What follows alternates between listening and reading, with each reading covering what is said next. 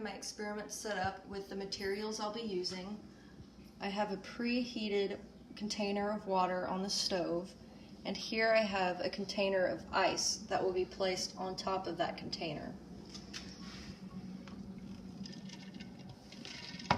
Now, as you can see, I also have 2 coffee cups on the side of the water container.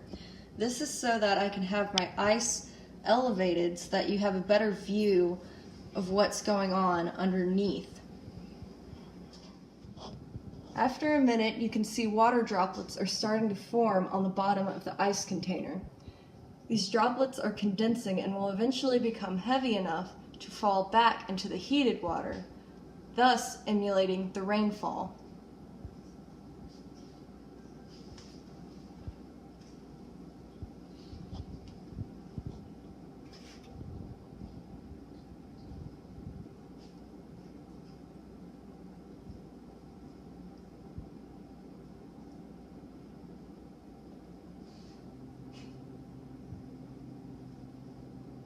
And finally, you can see that the drops are heavy enough so that they are falling frequently for a steady rainfall.